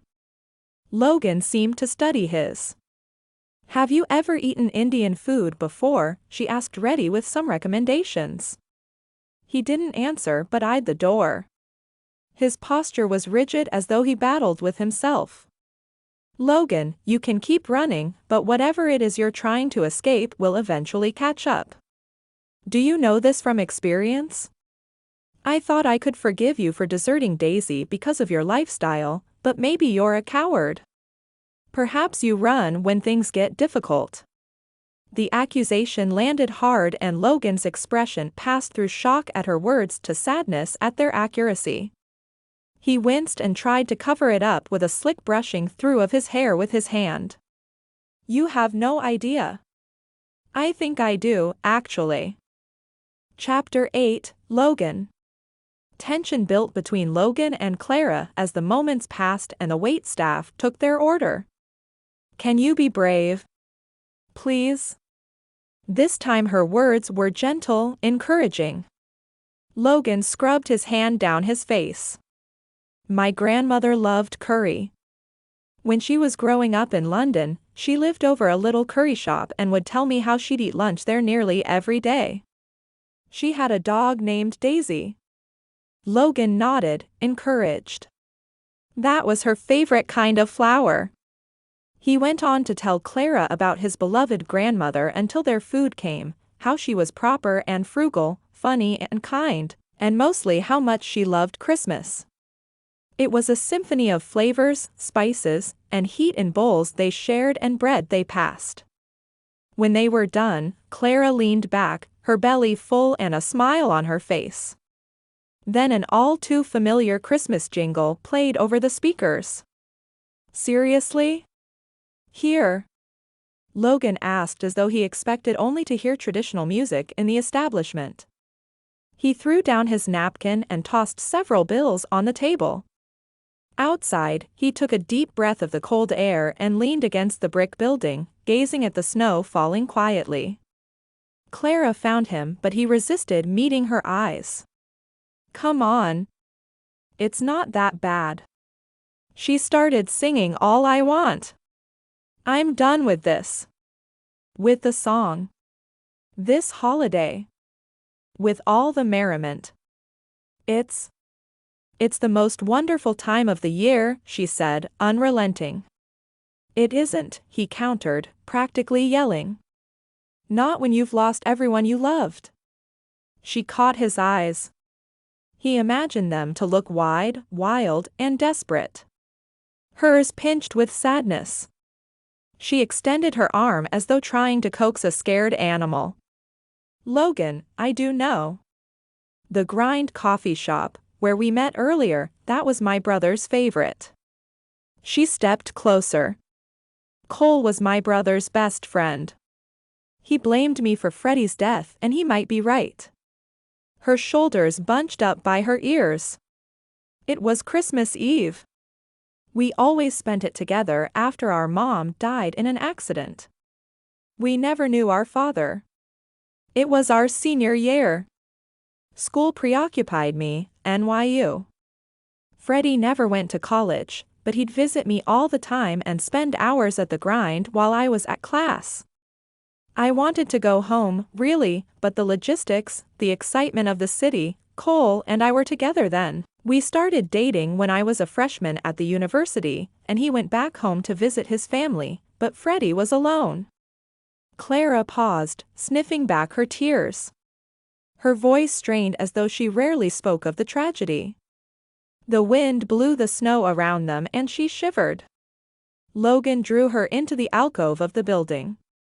I spoke to Freddie on Christmas Eve and then I didn't hear from him after that. There was a storm, so I thought maybe the phone lines were down. She shrugged. That night Cole called. He found Freddie and the pills. My brother couldn't handle being alone. He was depressed and stopped taking his medication, then took too much. If I'd gone back, A sob cut itself loose from Clara and Logan pulled her close, anchoring her in the wind, a promise not to let her blow away in the storm of her emotions. He felt her heart beating in her chest and hoped she found comfort in the steady rhythm of his until the tears stopped. When she pulled away, the neon green hoodie was damp. I know now that it wasn't my fault. Freddie was depressed. But Cole blamed me. It turned into shame and a really awful relationship.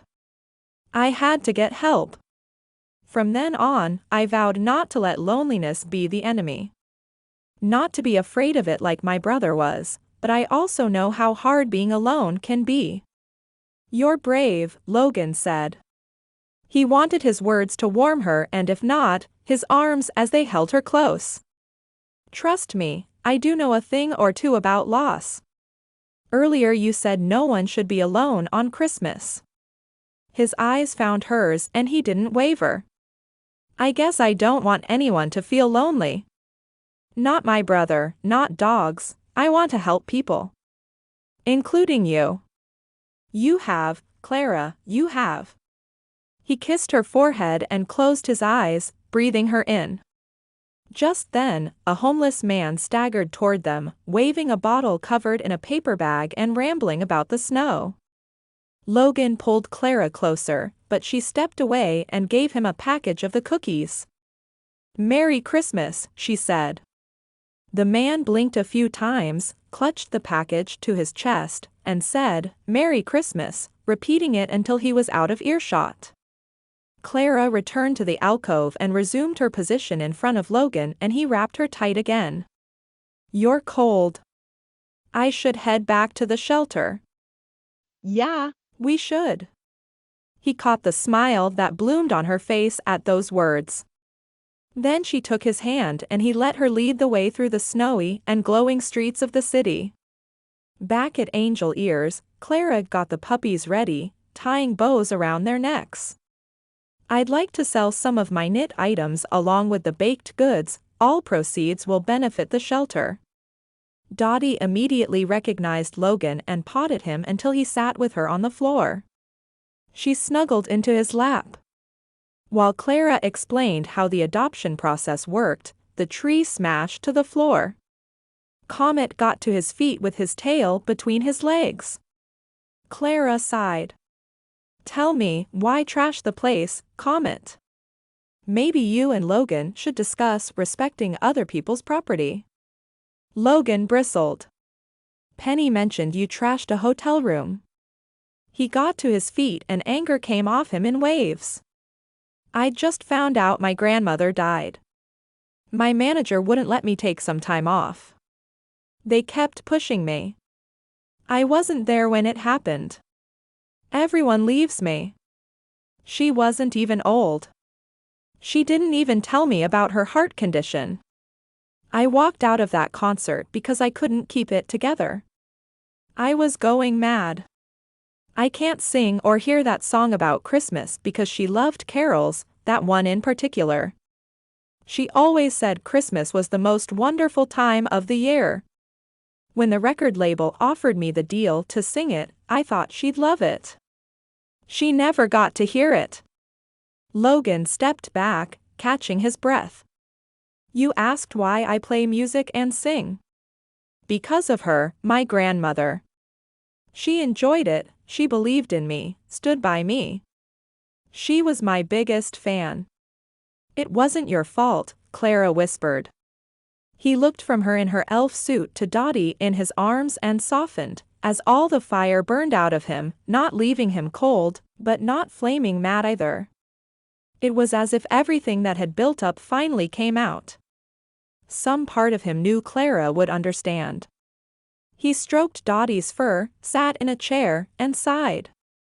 The clock on the wall ticked closer to 6, when Clara said she was going to post about the puppies, but also as though counting down the seconds between him running away again or apologizing. Clara cleared her throat.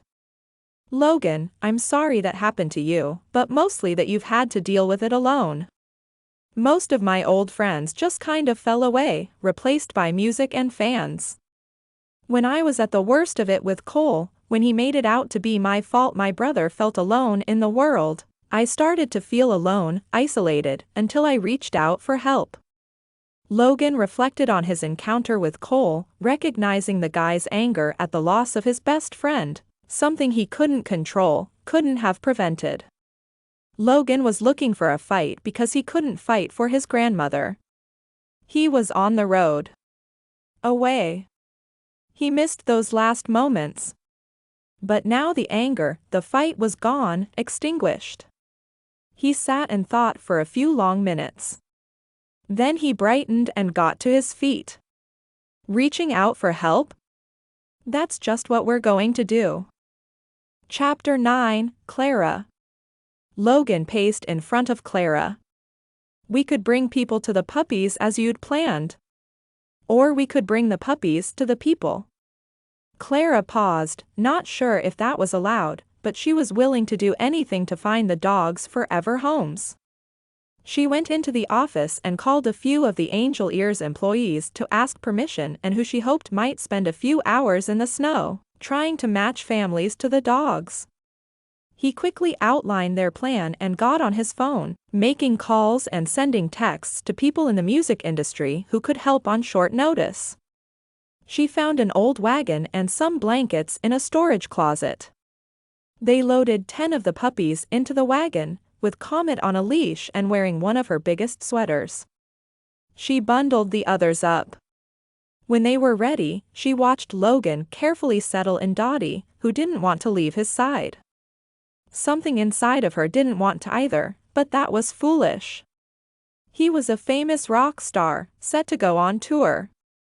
She was a struggling New Yorker with 3 jobs and a side hustle. He wore stylish clothing.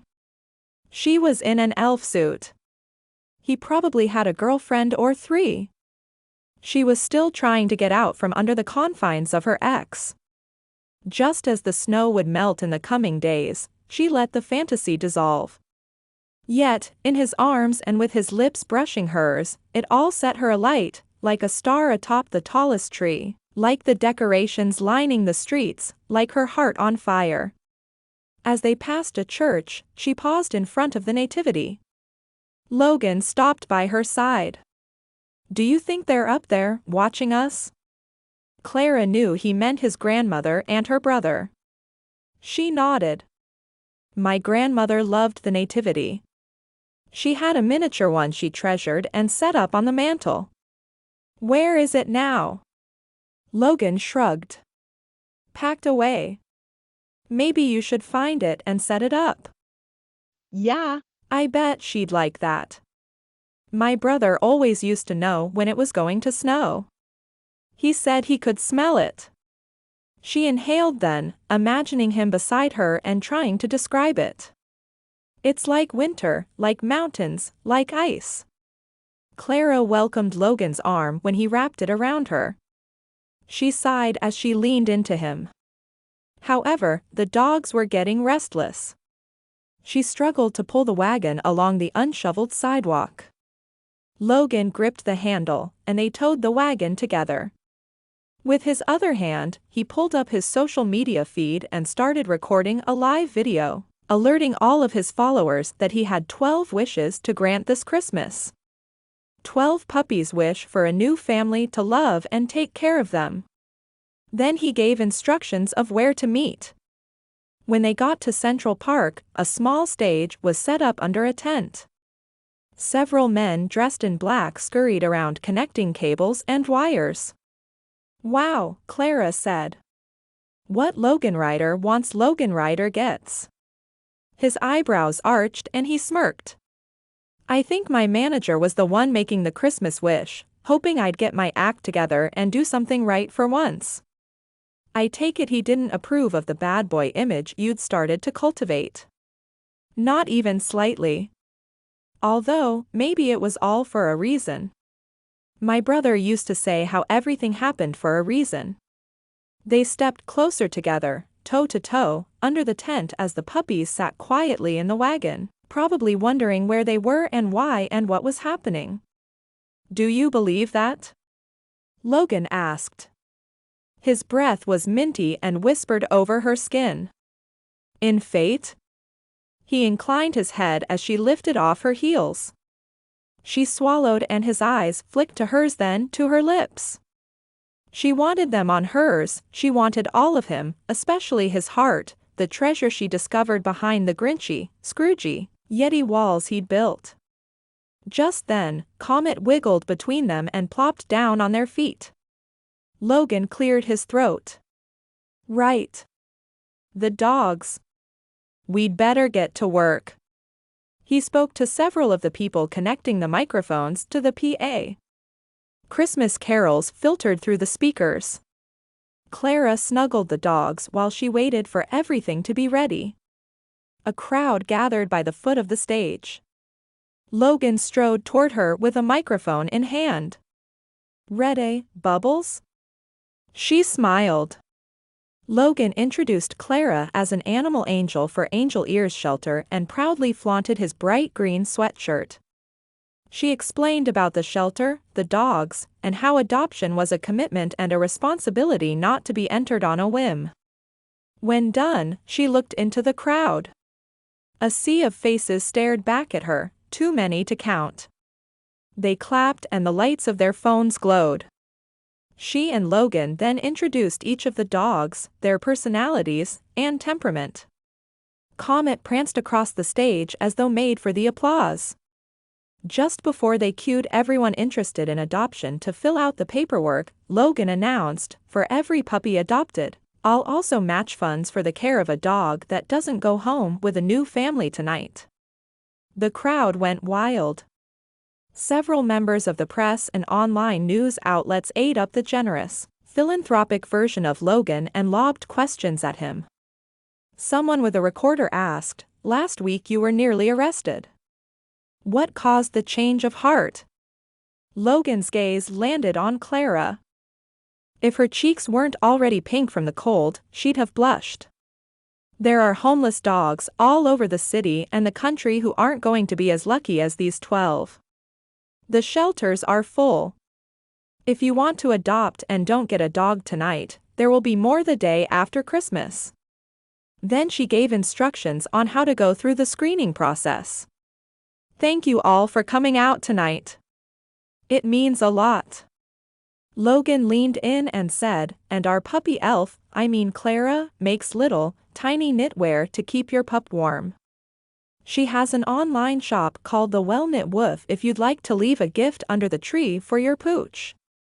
I can't promise delivery tomorrow, she protested. Logan smiled.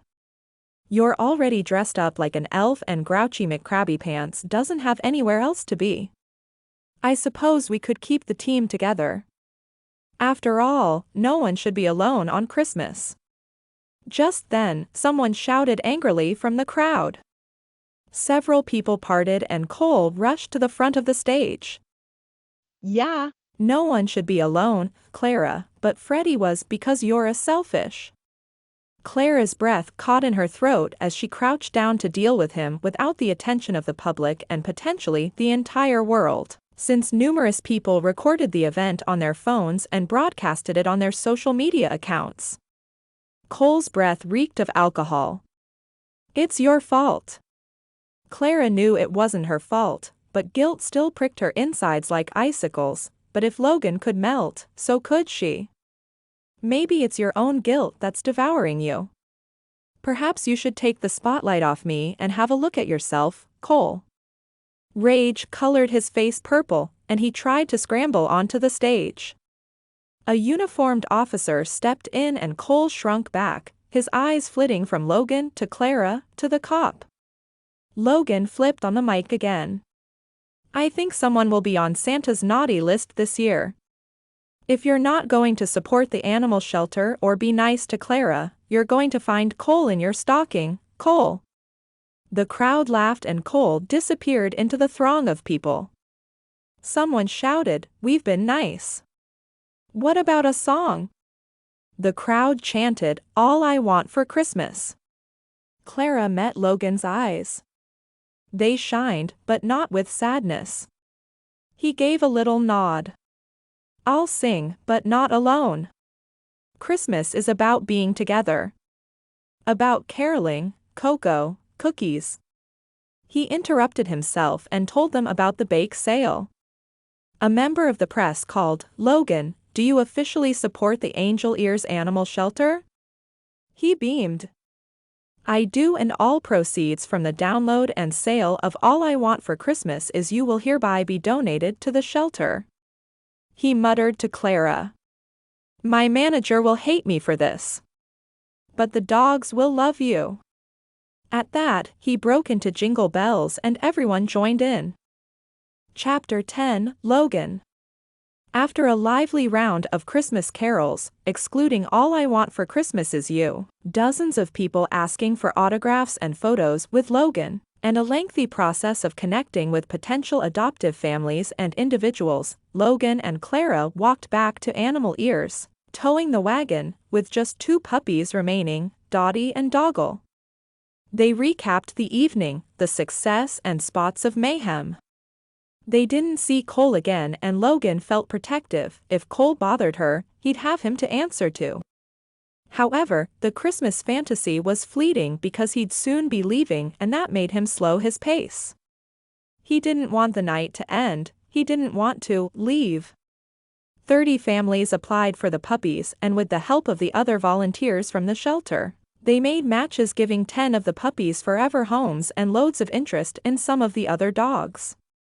"We'll contact the other prospective new dog moms and dads next week with the next batch of puppies and some of the other dogs that are already at the shelter," Clara said. Logan tried to imagine a life where he could adopt a dog. His phone beeped a bunch of times and he silenced it. His manager was upset and elated at the same time. He wasn't sure which he preferred. The snow continued to fall, but gently now, and the city was sleepy, a rarity in New York. Likely, everyone tucked in for the night, maybe dreaming of sugar plum fairies. Clara gazed at the stars twinkling above. There was something magical about tonight. "Thank you for being brave. For not running from your fans or your past." His fingers found hers and they warmed instantly. A tingling feeling ran through his veins, like an arrow shooting toward his heart. They walked a distance farther and turned down a street. "I'm not a New Yorker, but I don't think this is the right way," Logan said. Clara squeezed his hand. "We're going to do something a little weird. Maybe even creepy." "Yo?" "Bubbles the elf, creepy?" On Christmas Eve, he asked with disbelief. He wondered what she was up to now. She paused in front of a brownstone home. A tree lit up with white lights filled one window. She stood on the stoop and leaned over to peek in the other one. A woman stood at the sink, cleaning dishes. At the table, a man wrapped presents. Resting contentedly on a yellow cushion embroidered with the name Daisy was a white Bichon Frise dog. Logan's mouth dropped open. "You knew all along. When you said Daisy, I'm sorry about your grandmother. She adopted Daisy from Angel Ears years ago. Everyone adored her. She was generous and made annual donations, sometimes brought us tea." A sigh escaped Logan's throat as he turned away from the picture-perfect scene in the kitchen. "When I got my first record deal, I just turned 18. Granny Dottie moved to the States because she said she didn't want me to lose my manners. Mostly, I think she wanted to look after me. Didn't want me to get into trouble.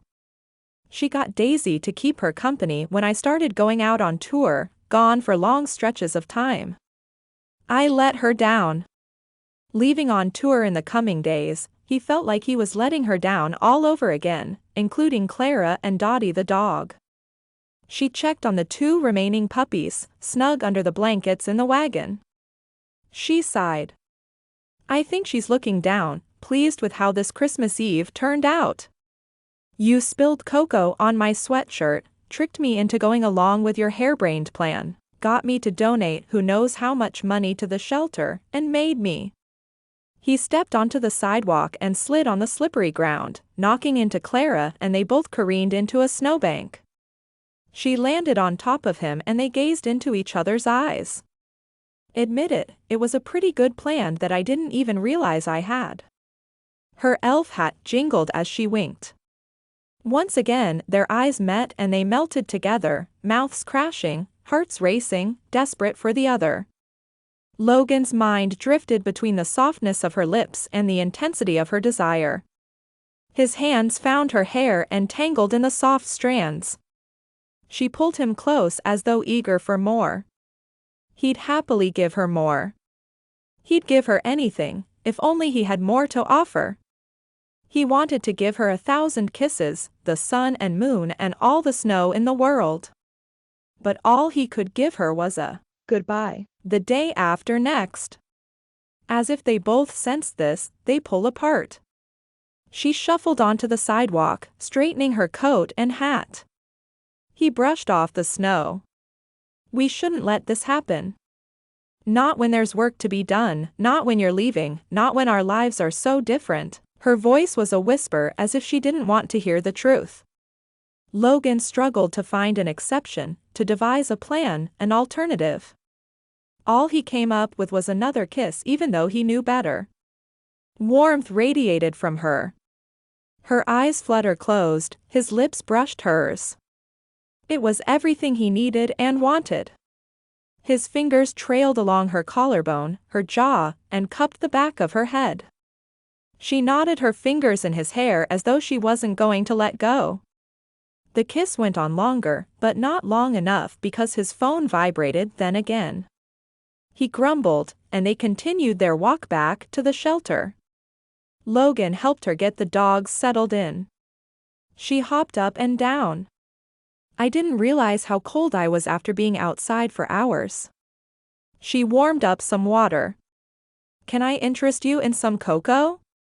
Logan eyed his stained shirt and jacket.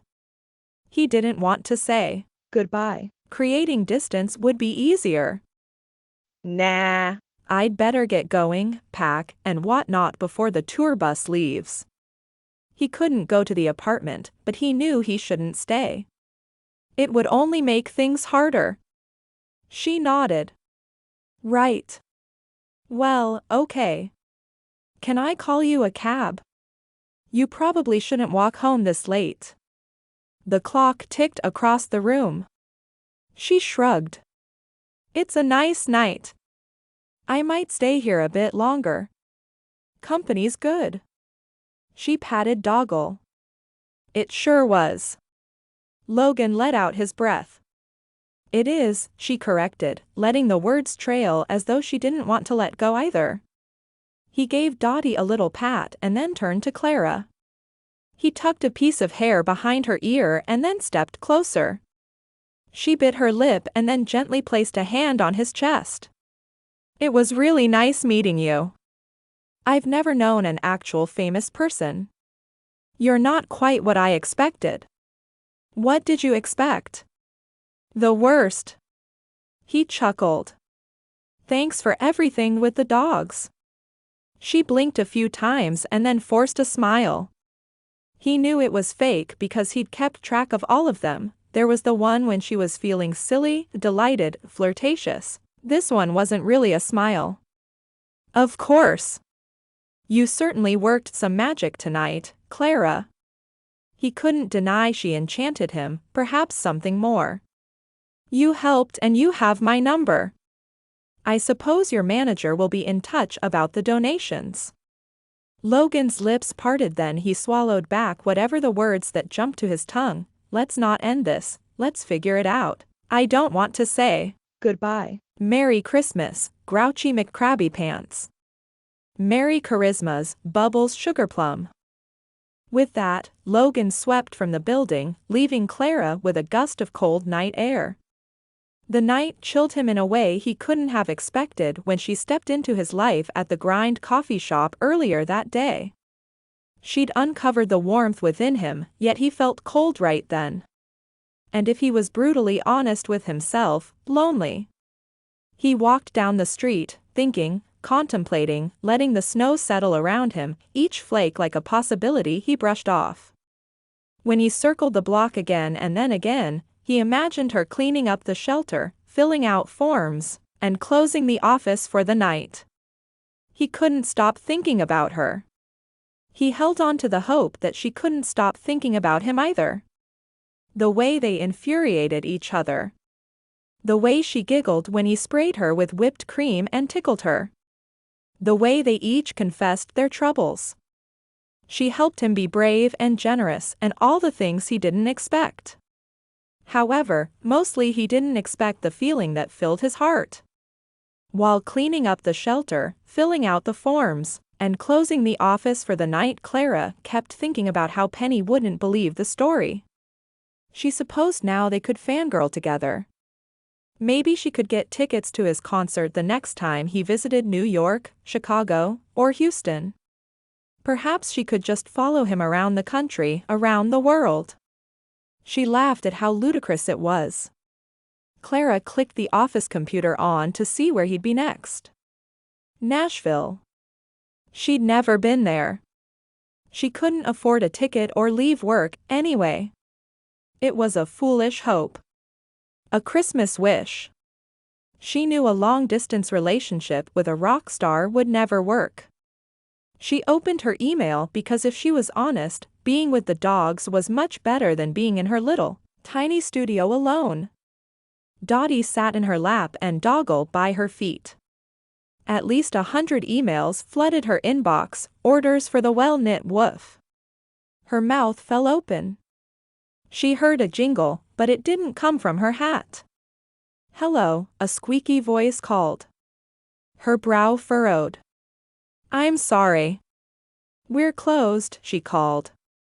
"I'm here to adopt a puppy." She got to her feet. Logan filled the doorway. "Why are you talking like that?" "That's my elf voice." He smirked.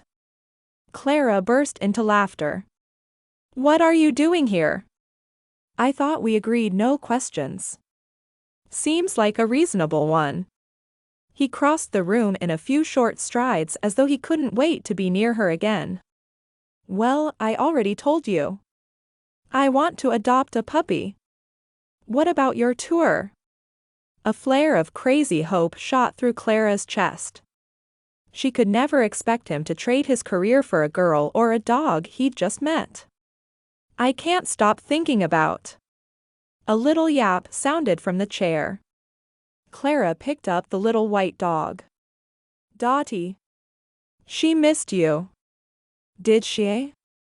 "I missed her." Their eyes met. His twinkled and she couldn't look away. "It's been less than 30 minutes. Her breath came out at a whisper. "I walked around the block about 15 times until I thought of a solution." "To what problem?" She tilted her head. "The dogs did too. There are 2 puppies left. Dottie and Doggle.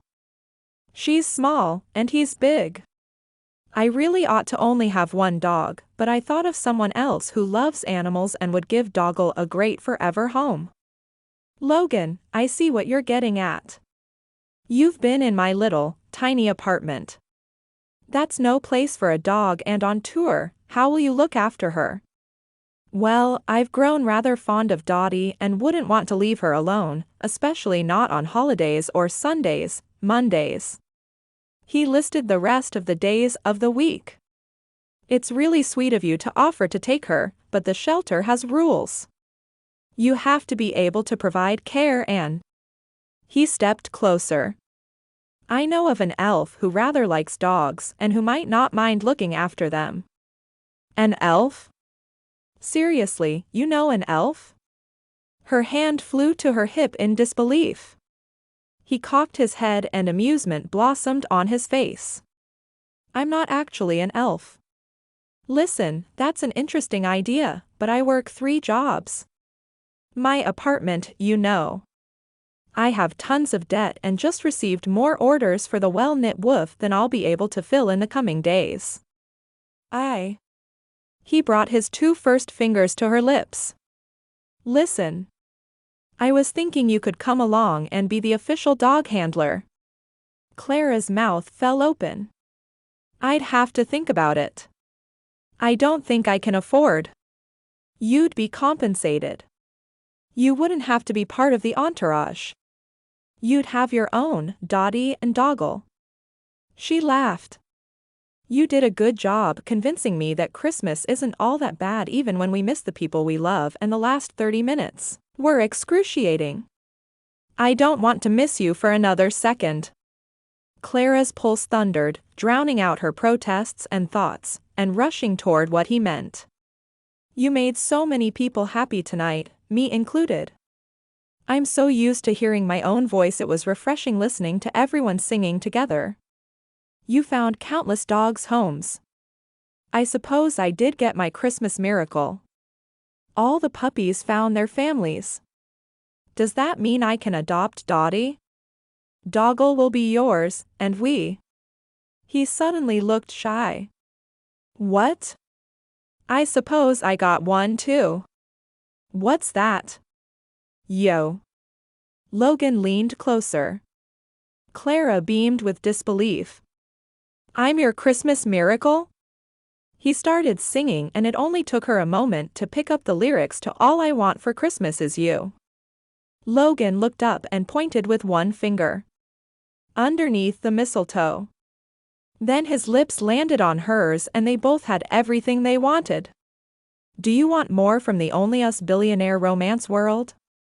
Check out Sophie Antique's story in Only a Date with a Billionaire. She's a baker. He's a boxer. Their businesses are next door and incompatible, but are they? Thank you for listening. Be sure to explore Ellie Hall's sweet and swoony romance audiobook channel for more books about falling in love and happily ever afters. To stay up to date with all of Ellie's new releases, deals, and freebies, be sure to join her newsletter.